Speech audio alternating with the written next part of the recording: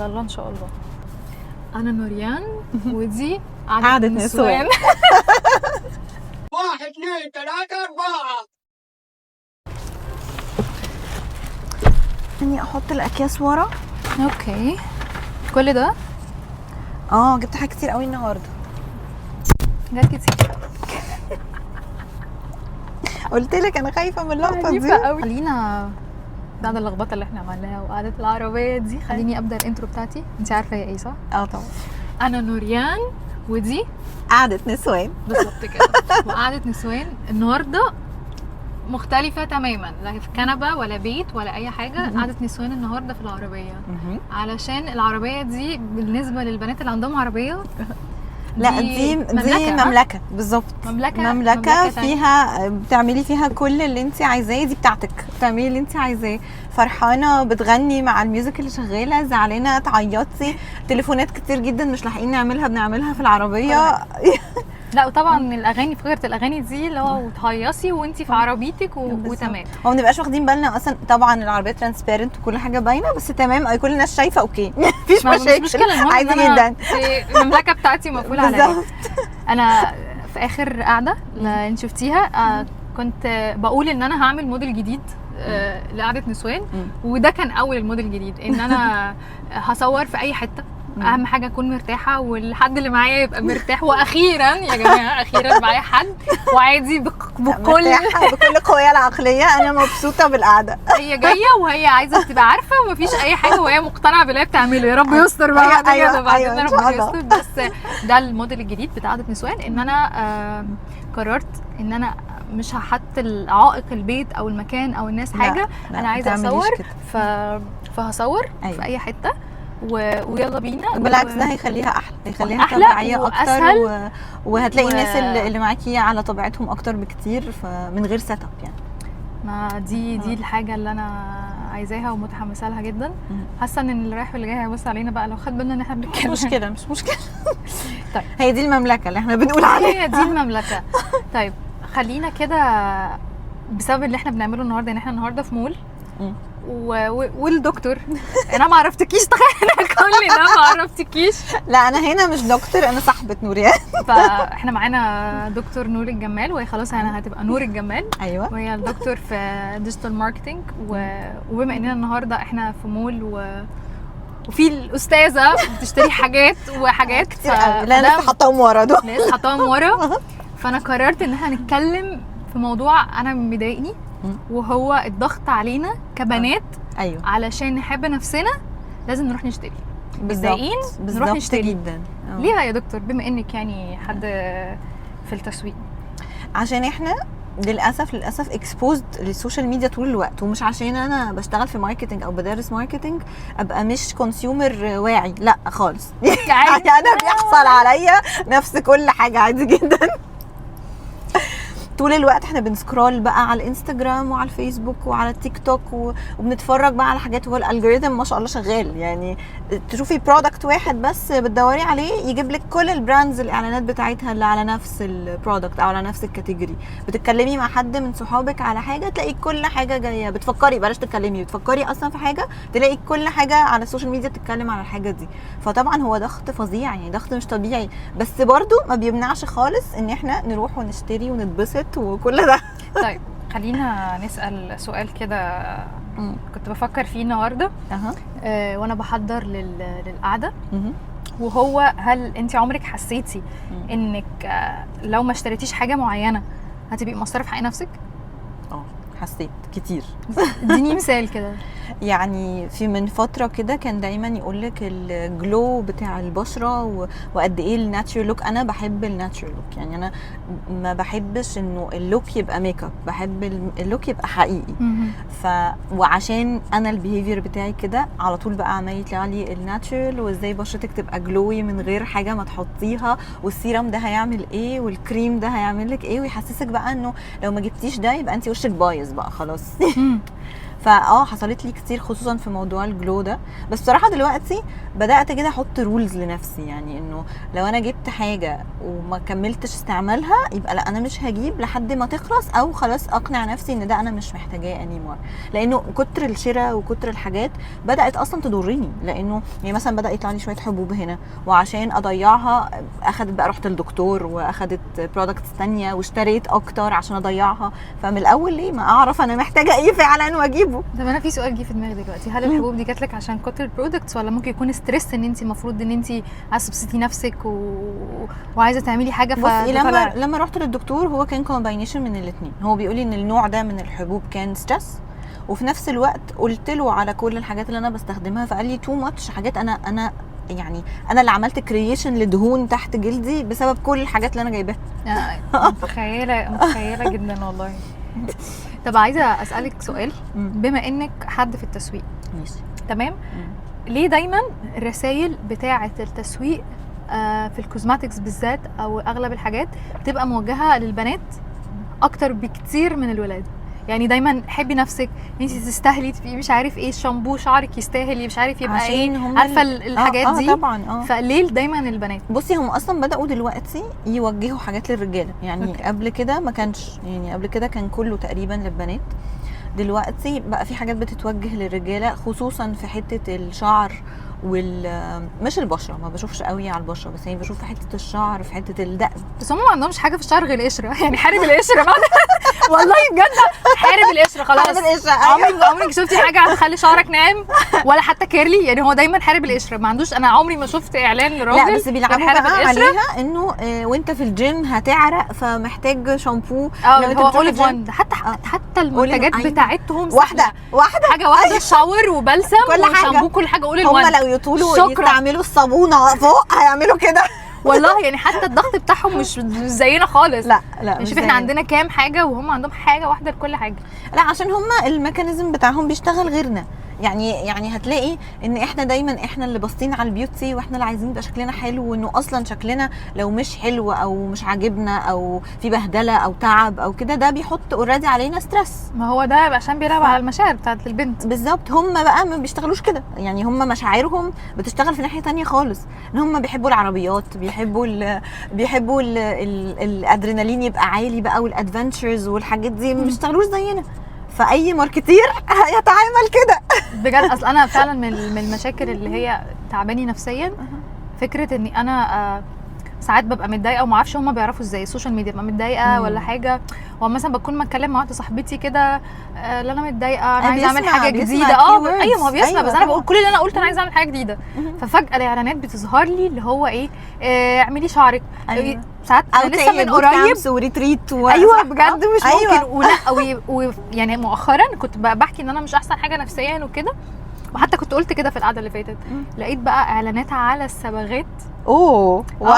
والكوافيرات بقى او بيوتي سنترز والسبا بقى، واللي انت روحي يوم ومش عارف ايه والحاجات دي، اللي هو بجد اقول لك حاجه انا كل اللي انا قلت انا مش كويسه. اقول لك حاجه كمان بيلعبوا عليها جدا، مش بس الاعلان الدايركت، يعني انت بيطلع لك صبغات شعر عشان تبقي كويسه، ريتريت وروحي رحله ومش عارف ايه وحاجات كده، لا دلوقتي كمان بتبقى امبيدد جوه الصور البوستس اللي على انستغرام.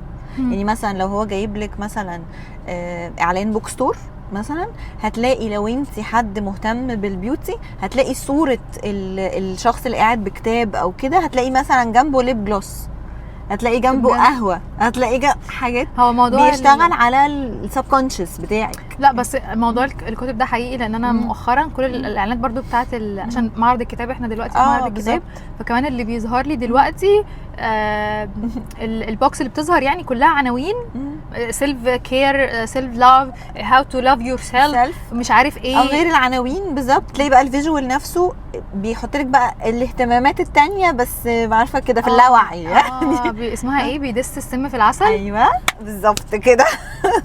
يا ربي. وبما ان احنا بنتكلم بقى على السوشيال ميديا وايه اللي بيظهر عليها وبتاثر علينا ازاي وكده، دلوقتي يعني من 2-3 الانفلونسرز والبلوجرز ما كانوش ليهم تقل زي دلوقتي. أوكي. دلوقتي بقى كل الشركات بتدور عليهم عشان دول اللي هو اللي بيسموها يوزر جنريتد كونتنت.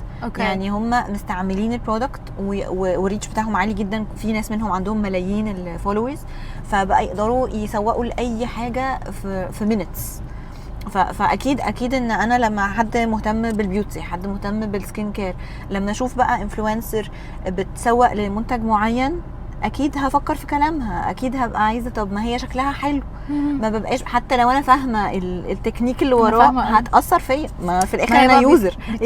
بيبقى طالعه شكلها حلو، مهندمه جدا ومش عارف ايه والميك اب، وبتقول بالظبط المشاكل اللي بتقابلنا. يعني مثلا حد تحت عينه غامق شويه، حد شعره هايش، حد مش عارف ايه، بتقول الكي ووردز اللي تكليك معاكي ان هي عارفه ان دي مشكله، فهي دي اللي تخليكي تشتريها. ايوه انا كمان انا ده بتبدا سؤال مش عارفه اللي هو ايه، تحت عينك اسود وتحسي ان انت مش عارف اكبر من سنك ومش عارف ايه، يبقى البرودكت ده ليكي. طب يعني كويس يا دكتور ان انت اتكلمتي في الموضوع ده. انا بس كان في سؤال عايزه اساله بخصوص الانفلونسر. هو كده اصلا الانفلونسر في حاجات منها ما بتبقاش يعني حقيقيه. طبعا. هو دلوقتي بقى في بقى ناس بدأت تفهم ان في حاجات مش حقيقية وبتدور ورا الكلام الحقيقي فعلا وكده. بس قبل كده لا بصراحة كانوا يعني اللي انا عارفاه ان هم ساعات كتير كانوا عشان الفلوس اللي متاخده في الاعلان بيتقال كلام يا اما مش حقيقي، يا اما مثلا لو حد مثلا عنده غامق شوية تحت عينه ممكن جدا يبقى حاطط كونسيلر عشان يبان ان هو ده البرودكت. بالظبط. وهي دي كانت حاجه بفكر فيها برضو وكنت كاتباها. هل الموضوع دوت بيعتبر كتسويق؟ وانت برضو قولي لي صححي لي في الماركتنج، هل ده يعتبر تسويق غير اخلاقي لما في انفلونسر تطلع تتكلم على برودكت وهو اللي هي بتقوله ده مش حقيقي؟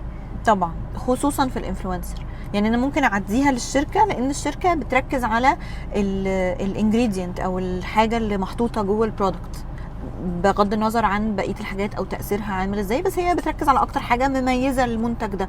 لكن لما انفلونسر تطلع تبقى عارفه ان ده مش هيعمل كده وتطلع تقول طبعا نون اثيكال. لما اصلا يعني اغلب الاعلانات مثلا بيجيبوا الشعر باين ان هو جرافيك والشعر انسيابي او معمول شعر انسيابي وشعر انت عايز تقنعني ان الشامبو دوت ولا الزيت اللي انا استعملته ولا الليف ان اللي انا استخدمته ده هل هو اللي خلى شعري كده يعني يعني واول ما هدخل اطلع من الشاور الاقي شعري كاني عامله ليس؟ ما استحاله يعني. ده يعتبر هل التسويق ده غير اخلاقي ولا؟ طبعا غير اخلاقي. ودلوقتي اصلا بداوا بقى يصوروا لايف ومن غير ما يعملوا فلترز ولا حاجه عشان يبينوا للناس ان لا ده بجد، والتاثير بقى مش ليس وفظيع وكده، لا بيوروا فعلا بيفور اند افتر بس الحقيقي. اوكي. يعني لو هي مثلا شعرها ويفي هيفضل ويفي بس الكيرلز متحدده شويه. ماشي. زمان كان في فيلم كده لاشرف عبد الباقي، مش عارفه هتفتكريه ولا لا. كان اسمه استني انا عارفه خالي من الكوليسترول. اوكي. كان بتاع الاعلانات. أيوة. كان بيبينوا ازاي، بس ده كان زمان بقى قبل السوشيال ميديا وكده، بس نفس الكونسبت. يعني كان مثلا لو عايزين يعملوا اعلان لبن والكاميرا، اللبن لما بيتحط في اللبن الحقيقي لما بيتحط في وش الكاميرا بيبقى شكله خفيف جدا، بيبقى شكله ميه. فكانوا اكشلي بيحطوا حاجه زي الاسمنت كده. ايوه انا فاكره الفيلم بالظبط. فكان بيتاكل نفس الحاجه بس في عصر تاني، بس هو نفس الحاجه بتحصل دلوقتي. ما انا عارفه، انا اشتغلت شويه في ميديا ايجنسي فببقى فاهمه شويه ايه اللي بيحصل يعني. ايوه بالظبط. بخصوص بقى التسويق وان هو في تسويق غير اخلاقي، وان الشركات او الانفلونسر بيعملوا فيدباك، هنقول عليه فيدباك مثلا او اعلان بشكل غير صادق. اوكي تمام. هل بقى بخصوص الحته دي في التسويق في حاجه اسمها تسويق مسؤول؟ يعني لا تسويق مظبوط او كده، ولا ده حاجه مثاليه زي عن اللزوم ومفيش شركات ايجنسي بتاعه ماركتنج تعمل الكلام ده؟ لا طبعا في تسويق مسؤول طبعا ومظبوط. هو بس المشكله مع الايجنسيز اللي هم بيبقوا عايزين الريفينيو في ساعتها. والتسويق المسؤول بياخد السايكل الطبيعيه، ان هو هيعرف الاول بالمنتج وبعدين يخلي الناس تجربه وبعد كده تشتريه والريفينيو تعلى. هم بيبقوا عايزين ياخدوا فلوسهم دلوقتي. فعشان كده بيلجأوا بقى للطرق التانية، وان هم ساعات بيقولوا حاجات مش حقيقيه. لكن طبعا في تسويق مسؤول اكيد. طيب سؤال يا دكتور كده بخصوص بقى ايه، يعني خلينا نتكلم دلوقتي في الحته بتاعه الشركات والتسويق اللي بيعملوه. هل الشركات ممكن بتخلق احتياج هو اصلا مش موجود، ولا بتستغل شعور موجود عند البنات عن عدم الرضا عن شكلهم او حياتهم؟ يعني هل ده عشان هو البنات زي ما احنا قلنا في الاول البنات عندهم ايموشنال اكتر من الرجاله على سبيل المثال يعني؟ فهل الشركات بتلعب على ده بشكل مباشر، ولا ممكن ما يبقاش فيه حاجه كان يعني من البدايه ما كانش فيه احتياج اصلا بس هم زرعوا احتياج في الاخر البنت حست ان هي ناقصه؟ لا هم زرعوا احتياج، يعني ممكن جدا يبقى الاحتياج مش موجود، وهم من كتر المسجز ومن كتر ما هم مذاكرين البنات كويس قوي من سيكولوجيه البنات، يعني مدروسه كويس قوي، يقدروا يخلقوا احتياج من غير ما يكون فعلا موجود. وعشان كده كتير قوي من الشركات دلوقتي، يعني زمان مثلا عمرنا ما كنا بنسمع عن الفيتامين سي سيرم، الهيرونيك اسيد، الالفا اربيوتين، كل دي اسماء جديده جدا علينا يعني. بجد جم امتى؟ انا فجاه. ايوه بالظبط، فجاه بقى الحاجات دي موجوده. بالظبط، يعني زمان اهالينا بشرتهم تحفه وتجنن وهم ما كانوش يعرفوا الحاجات دي اصلا. وهي صابونه بالظبط، والله بالصابونه كنا بنعمل كل حاجه. ايوه، فطبعا خلق الاحتياجات طبعا موجود. انت بقى لازم انت تبقي educated consumer، يعني ما اعرفش هي بتتعمل ازاي 100% بس دكتور انت حضرتك لسه جايبه قد كده. أيوة، يعني محطوطة لسه جايبه وراها. كونسيومر ايه لسه عامله شوبينج يعني. عامله شوبينج.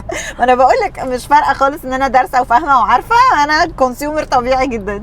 بس لا، هو المفروض بصراحه ان احنا نبقى دايما كونسيستنت، دايما نشوف احنا محتاجين ايه اصلا ونجيبه، مش اي حاجه وخلاص، لانه في الاخر فعلا ممكن يضر يعني. طب حلو قوي. كان في حاجه وهي بقى لما انا كنت قاعده كده بكتب الحاجات اللي انا عايزه اقولها في قعده نسوان زمان لما كنت بدات اكتب الحلقات او القعدات، يعني كنت بكتب التوبكس انا عايزه اتكلم فيها، اكتر حاجه مضايقاني. فكان في دماغي على طول بقول انا لما باجي اشتري اي حاجه، لما حد بيقول لي رايحه تشتري ايه، كنت دايما بقول ايه؟ حب الذات والملذات. يعني انت رايحه تشتري ليه الحاجه دي انت مش محتاجاها؟ فدايما بقول حب الذات والملذات. ايوه، دايما تحسي انه لو عايزه تبرري الفلوس اللي انت صرفاها دي، انا بحب نفسي. بالظبط. فانا رايحه بحب نفسي. دي حاجه لنفسي، مش خساره فيا. بالظبط، وبكافئ نفسي. فانا لو انا متضايقه بروح اول حاجه بتيجي في دماغي ان انا اروح اعمل شوبينج، اروح اشتري حاجه عايزه اشتريها حتى لو انا مش محتاجاها. ايوه، فكنت دايما بقول لما عشان بحب نفسي اروح اجيب حاجه حلوه. الحاجه الحلوه دي تبسطني بقى. وعلى فكره ممكن الحاجه الحلوه دي ممكن تبقى كوبايه قهوه. انا بالنسبه لي مثلا عشان انا بحب القهوه، ممكن بالنسبه لي قهوه، فانا مثلا بستهلك كميه قهوه جدا، فلوسي ضايعه كلها على القهوه علشان انا بحب نفسي. قيسي على ده بقى، كل ما اتضايق تعملي كده كريدت كارد على المول، اشتري اللي انا عايزاه، وحتى الحاجه دي لو انا مش محتاجاها. فده كانت حاجه مضايقاني قوي. somehow دلوقتي بقيت ان انا بعدل لنفسي مودي او بطريقه اقل من ان انا ادفع فلوس. يعني اشوف ايه الحاجه اللي ممكن تبسطني. اهو educated consumer اهو بدات. ايوه، انا بقول لك انا بدات احط دايما في دماغي اللي هو اشتري الحاجه اللي انا محتاجاها مش اللي انا عايزاها. فده خلاني شويه بقيت استهلك واعيه شويه ايه اللي بيحصل. يعني بالظبط بقيت واعيه. بس ده مخليني برضو مضغوطه. يعني انا لما بشوف اعلان مكتوب بشكل ما موجه للستات، حبي نفسك دلوقتي واشتري مش عارف ايه، حبي نفسك وخلي وشك ابيض، ضغط ضغط ضغط ان انا لازم ابقى بيضه، وانا لازم ضوافري تبقى مش عارفه عامله ازاي. بالظبط، ولازم معموله في الصالون مش في البيت. وشعرك انسيابي. انا مش عايزه شعري يبقى انسيابي، فاهمه؟ طب ما مين فينا ما بيشتغلش في البيت مثلا، ما بيتحرش وبيعرق وبيبقى شعره شكله وحش قوي. فانا يعني كان من البدايه ان الاعلانات هي اللي كانت مضايقاني. ودلوقتي السوشيال ميديا بقت اكتر. ايوه، تعالي بقى انا قررت اعمل حاجه، ان هو انا مش هفتح سوشيال ميديا، مش هسكر، مش هركز على اي حاجه بتظهر لي، ومش هشتري حاجه اونلاين. يعني انا اخدت قرار اني انا مش هشتري حاجات اونلاين. لما اكون عايزه اشتري حاجه مضطره اروح اشتريها بنفسي. فده طبعا بسبب الحياه والدنيا زحمه وكده، انا ما بروحش كتير اماكن بعيده مثلا او شوبينج. بقيت اصعبها على نفسي. يعني اللي هو ايه، بحط لنفسي لو انا خلصت مثلا شغل بشكل ما او الشهر ده عدى كده، واحاول اسيب اخر الشهر هشتري حاجه لنفسي. حلو قوي. بس بعدت بقى عن السوشيال ميديا والضغط بتاع السوشيال ميديا، وما بقتش اصدق الانفلونسر اللي كده. لا يعني بحس ان هي كدابه. يعني لا مش هعمل كده، اجرب بنفسي. بصي هم مش كلهم، شوف ماشي انا مش كلهم، يعني مش كلهم، بس طبعا في بورشن يعني. بس انا دايما لا يعني بقيت بسيرش مثلا في الجروبات بتاعت سكين كير، بشوف الناس الحقيقيين اللي زيهم بالظبط بيقولوا ايه واشوف فيدباك ايه كامل. حلو. وباخد وقتي ان انا اخد، حتى لو هشتري حاجه مش شرط سكين كير، بس باخد وقتي قوي اشوف الريتنج، اشوف الفيدباك، وادخل اجوجل والله تبقي محظوظه جدا لو عديتي مثلا على ستور ولقيتيهم بيوزعوا سامبلز مثلا تحفه. دي يعني حاجه دي حاجه لذيذه. بس انا بتكلم في حاجات معينه. وبرده التفكير بتاعي ان انا اشتري حاجه اللي انا محتاجاها مش اللي انا عايزاها. بس اللي عايزه اقوله في الحته دي ان انا قررت اني انا مش هركز مع السوشيال ميديا، ومش هشتري غير كانها مكافاه لنفسي كل فتره. وبعدت عن الحته بتاعه السوشيال ميديا والتسويق، وما بقتش اصدق عشان انا اصلا اشتغلت في الحته دي، فانا فاهمه اللي بيحصل في التسويق. ولكن بقى بيحصل حاجه تانية، الناس اللي حواليا لما بقيت اقول لهم ان انا متضايقه او مخنوقه او حاجه، يجيبوا لي يجيبوا لي سيره حاولي تعملي شوبينج، خدي مي تايم بقى. ايوه مي تايم ده احنا اخترعنا ثقافه المي تايم. لا احنا دي ثقافه حلوه وكل حاجه، بس احنا بنمس يوز. ايوه يعني بالظبط، هي غلط يعني بالظبط. يعني احنا اوريدي مضغوطين جدا في الحياه، ده كده في شغل ودراسه وحاجات، كل واحد عنده بقى كوميتمنتس في بيته ولا مسؤوليات وراه او اي حاجه، ودايما باصه في الساعه ودايما حاسه انك متاخره بس يعني كل ده ضغط. وكمان بقى احنا بنزود بقى حته كمان انه لا انا هاخد وقت لنفسي، يعني هاخد وقت لنفسي، فحطي حته كمان بقى. ما هي بقى الناس فاهمين المي تايم غلط. المي تايم مش انا اروح اشتري حاجه لنفسي، المي تايم ان انا وقت لنفسي قاعده في البيت، ممكن ابقى مولعه شمعه عامله كاموميل قاعده في هدوء، ده المي تايم. في ناس بقى بيقولك لا روحي ابسطي نفسك، اعملي شعرك، برضو في حته كونسيوم حاجه بالظبط. يعني انا لما اجي اقول لحد انا مخنوقه او حاجه، روحي اعملي ضوافرك. لا ويسهلوها لك بقى قوي. يعني الاعلانات مثلا تلاقيها زي وقت مثلا البلاك فرايداي اوفرز مثلا، تلاقي انه لعنه هاتي ستوك السنه كله، اسعار مش هتتكرر، واشتري انتي وصاحبتك، هتدوري بقى على ناس تشتري معاكي، او يعملوا لك الاوفر باي 1 جت 1 عشان ما تبقيش منزله في السعر. يعني لازم تلاقي حد عشان تعرفي تاخدي الديسكاونت بالظبط. يعني فمش انتي اللي هتصرفي فلوسك، ده انتي واصحابك. بالظبط، هتبقي باد انفلونس على اصحابك. قصدي اقول لك يعني ان هم اولا الاسعار ما بتبقاش نازله نزول يعني فظيع تخليكي تشتري للسنه كلها، ده مبدئيا يعني هي اغراء بيلعبوا على الايموشن. بالظبط. وكمان بقى ايه يسهلوها لك قوي عشان ما يبقاش مالكيش حجه، يعني اشتري ده وهيجي لك في يوم لحد البيت، وكاش باك. وكاش باك عشان تشتري منهم تاني. ايوه طبعا. عشان مع انك لو بس يعني هديتي ثانيتين بس، انت ممكن تنزلي تجيبيها من الصيدليه، شكرا. بالظبط، مش محتاجه اروح المول وادفع فلوس عربيه او بنزين او اي حاجه عشان اروح اجيبها، او اجيب 10 برودكتس عشان اخد واحد فري. ايوه لا الموضوع صعب قوي. بس هو يعني البلاك فرايداي انا ضده بشكل ما، لان هو برده مش بيلعب على البنات بس، هو بيلعب على كل المنتجات، كل حاجه لا بس قصدي يعني بما ان احنا بنتكلم على اندستري بتستخدمه جامد قوي، هم بيعملوا كده طبعا. بالظبط، هي حب الذات والملذات للرجاله والستات، بس انا كاننا يعني عشان احنا في قعده نسوان فكنا عايزين نركز على البنات اكتر، ودي مشكله بتضغطنا نفسيا جدا جدا. في حاجه كمان دايما بتيجي في بالي، وخصوصا مع يعني حاسه ان الناس كلها يعني بيحصل لها نفس الحاجه، ان انا ببقى عايزه الحاجه وبحس ان انا في ضغط ان انا لازم اشتريها، ولما هشتريها نفسيتي تتحسن زي ما كلنا بنعمل لما بنكون مضايقين نجو شوبينج. بس بعد ما اشتري الحاجه اروح البيت ابص كده، ساعات بحس ان انا عايزه ارجعها، واوقات على فكره باخد الاكشن ده انا اروح ارجعها، لان بحس ان هو خلاص انا جبتها اوكي صرفت فلوس، بس بعدين لما بفوق لا انا مش عايزاها وبرجع. تفتكري ليه بيحصل؟ عشان لما بتشتري حاجه وانتي متضايقه او it was very tempting بالنسبه لك وانتي جوه المحل او حتى اونلاين، دي حاجه اسمها impulse buying. بس الحقيقي ان ده مش رضا حقيقي. انت يعني لما اشتريتيها اتبسطتي ان انت امتلكتي الحاجه دي او الحاجه دي بقت معاكي، فكل المسجز والرسائل اللي طالعه بقى على الاعلانات والكلام اللي بيتقال عليها بقى عندك.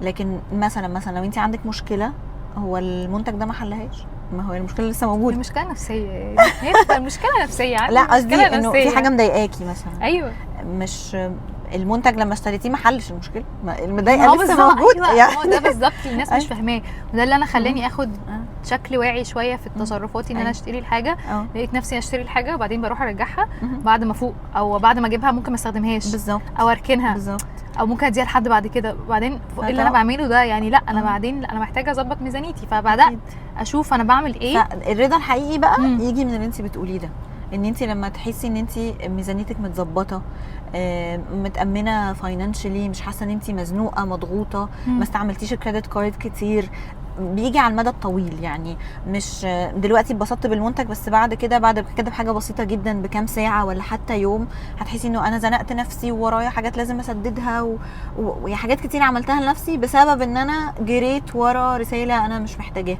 لكن هبقى بجد راضيه لما احس ان انا مرتاحه، مفيش حاجه ضغطاني، مفيش حاجه زنقاني. اكيد احساس مختلف. اكيد. اكيد. بما اننا دلوقتي احنا اتكلمنا على الشراء والضغط على بنات وان انت عشان تحبي ذاتك لازم تجيبي سكين كير وتهتمي بالكي مش عارف ايه كل اللي بيحصل الحاجات دي أيوة. كلها أيوة. وكده. في بنات بيبقى للاسف نفسيا هم مش احسن حاجه، وده للاسف بيلعب على نفسيتهم. فانا قعده نسوان انا مش عايزاها مجرد صياح، انت عارفه اللي هو انا مش عايزه ان انا اصيح، بس انا عايزه لو يمكن في بنت واحده هتسمع القعده دي تبقى تطلع بمعلومه او تحاول تفهم حاجه عن نفسها شويه. فمن رايك ايه بجد شكل حب الذات الحقيقي؟ انا ابقى عامله ازاي لما ابقى بجد بحب نفسي؟ اولا مرتاحه، مش على طول بجري، على طول مزنوقه، على طول وشي مشدود ومكشر لا، انا مرتاحه راضيه باللي بيحصل في حياتي. احنا عايشين في الدنيا، فاكيد في حاجات مش حلوه واكيد في حاجات حلوه. مش راضيه. احساس الرضا ده هو اللي فعلا بيخليكي تتعاملي مع الوحش بالراحه وتتبسطي بالحلو. بنتبسط باقل الحاجات اللي موجوده. في ناس كتيره مش معاها الحاجات اللي احنا شايفينها قليله. ان انا اعرف اقول لا، ان انا ابقى واعيه في قراراتي وازاي انا قادره اشتري اللي انا محتاجاه وما اشتريش اللي انا مش محتاجاه. حتى لو انا شايفه ان في حاجه غاليه بس انا فعلا هتبسطني هروح اجيبها. لكن فكره ان انا متحكمه في قراراتي دي حاجه جميله. الحمد لله. هي فكره اصلا ان يكون عندي الاختيار ان انا اقول بس في نفس الوقت عندي اختيار اقول لا. يعني يبقى في حاجه قصادي مش حاسه بضغط كفايه اللي هو انا لازم اعمل حاجه دي. لا، انا عندي اختيار ان انا مش هعمل الحاجه دي. بالظبط. ده في حد ذاته حب الذات، ان انا قادره اعمل حدود. بالظبط. وان انا قادره لما اشوف الحاجه ما اخليش اصلا السوشيال ميديا او اخلي الماركتنج ايجنسي تضغط عليا تحسسني، وحتى الناس اللي حواليا تحسسني ان انا في حاجه ناقصه. صح. ان انا لا مش كفايه، انا لازم اعمل 500 خطوه لوشي قبل ما انام واول ما اصحى من النوم عشان ما ابقاش مقصره، عشان انا ابقى جلوي ومش عارف ايه. لا، ممكن يعني احنا زمان كنا بنستخدم حاجات بسيطه، زيت الكاكاو ومش عارف ايه، مرطب يعني بالظبط. حاجات كانت بسيطه قوي، بس يعني هي في على فكره احنا لسه بنعمل كده. انا نفسي انا ما عنديش 1000 خطوه بعملها قبل النوم، هو الغسول وبحط كريم ترطيب وزي الفل بالنسبه لي. فده انا بعمله. مش اللي الاول كنت بحس ان انا في حاجه ناقصاني، في حاجه محتاجه ان انا اعملها. لما بشوف مثلا ناس من صحابي هم بيشتروا مش عارف ايه سيرم بصي ممكن يكونوا فعلا محتاجينهم، يعني مش ما فيش اعتراض ان هم لو حقيقي هي حالات فرديه. هي حالات فرديه بالظبط. لكن هو مش ضغط ان انت يا اما يبقى عندك كل ده يا اما انت غلطانه. لا، هو في ناس بتضغط عليكي من باب ان انت لازم تحطي فيتامين سي وهيدروليك اسيد ولازم مش عارفه تعملي ايه. أيوة. وتحطي سيرم تحت العين ومش عارف ايه لشفايفك، سكرابر بجد والضوافرك بالظبط. الحاجات دي كلها. لا، انت ممكن تعملي الحاجات دي. هو الحاجات دي اصلا ممكن جدا تيجي بالاكل. بالزبط. يعني مثلا الضوافر معروفه جدا ان هي لو انت الحديد اللي في جسمك مش كويس ضوافرك هتتكسر يعني. بالظبط. معروفه. مش لازم اجيب نيل اويل مش هيعمل لك حاجه لو حديدك في مجموع. هو اصلا انا لسه من قريب كان رحت كشفت كان عندي نقص فيتامينات كتير، ودي اللي كانت مؤثره على وشي وعلى شعري. بالظبط. فهي الموضوع مش بس الكوزماتكس قد ما هو انت محتاجه تهتمي بنفسك من جوه. بالظبط. انت محتاجه تهتمي بنفسك من جوه. وده بناء عليه على صحتك اكشلي، مش حتى مش النفسيه بس، لا الصحه لازم تبقى مظبوطه، والاكل اللي بتاكليه لازم يبقى مظبوط عشان لما تجيبي بقى الكوزماتكس دي تاثر فعلا. هي يعني انا لو هقول حب الذات باختصار، لان ده خد مني وقت كتير قوي عشان اقوله. هو لو انا هقول حب الذات ايه بالنسبه لي، هو ان انا من جوايا احس ان انا كفايه مهما بيحصل ايه طبعا، ومهما انا جبت ايه او ما جبتش طبعا. ايه انا كفايه. وزي ما بيقول ايه ده you are beautiful the way you are. بالظبط. انت حلوه مهما كنت بتاكلي ايه، مهما عندك ايه. يعني في الاخر انت موجوده في الدنيا لسبب، فدي قيمتك، مش خالص قيمتك ولا في شكلك ولا في اللي بتجيبيه ولا خالص. يعني هو لو في واحده بتسمعنا دلوقتي وفارق عندها الكلام اللي احنا بنقوله ده، انت كفايه من غير اي برودكت تماما. والمي تايم ممكن يبقى في البيت بكوبايه ينسون وشمعه. بلاش الشمعه عشان هتشتريها، ما تشتريش شمعه. يعني هو كوبايه ينسون بالليل وتقفلي كده النور وتقعدي مع نفسك قاعده كده حلوه، ممكن ورقه وقلم تكتبي بالزبط. عن يومك، تكتبي حاجات عن نفسك، تبداي تحبي نفسك. ممكن المي تايم اصلا يبقى وقت مع عيلتك، لو انت بتحبي عيلتك وبتحبي تقعدي معاهم فتقعدي معاهم. لو صاحبه تكلميها في التليفون، لو تحكوا مع بعض، لو تضحكوا مع بعض، تتفرجوا على فيلم.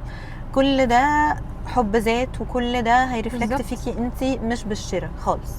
بس يعني حب الذات ده يعني ابسط من الناس عاملينه. يعني انا صح. مش محتاجه احب نفسي واروح اشتري حاجه بقد كده. يعني انا ساعات بحب صح. نفسي بروح اشتري مثلا شوكولاته ب5 جنيه بحبها بالظبط، مثلا. بالظبط. يعني هي انا وانا بسكوتة. مروحه احنا مروحين ماما نجيب كيس بسكوتة. حلويات أيوة يعني بالظبط. الموضوع ما يكلفنيش حاجه كتير. حلوه زي زمان حاجه حلوه ايوه يعني. بالظبط. يعني اروح اجيب حاجه حلوه.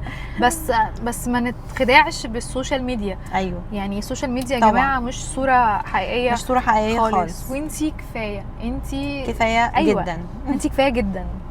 وحاجه كمان عايزه اضيفها موضوع حب الذات.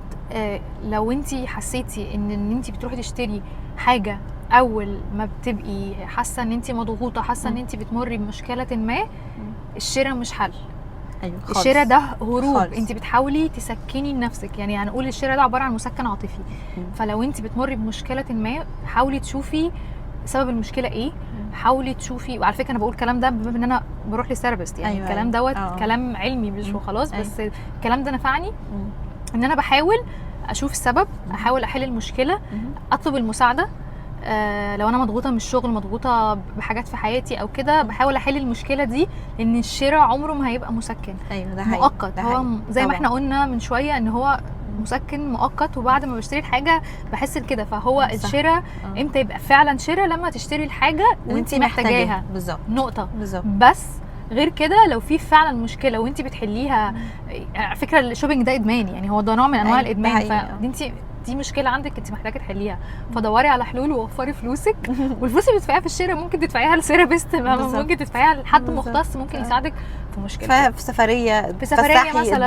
بالظبط. بالظبط. طيب في اخر قعدتنا الجميله دي يا دكتور تحبي تقولي ايه؟ يعني يلا يعني ما فيش بقى اسئله، ما فيش سكريبت، قولي اللي انت عايزاه. طيب انا بما ان احنا النهارده كنا بنتكلم على السكين كير وشراء السكين كير والميك اب والبيوتي عامه، احنا مش ضد الشراء خالص. لو دي حاجه فعلا هتبسطك ودي حاجه انت محتاجاها اعمليها.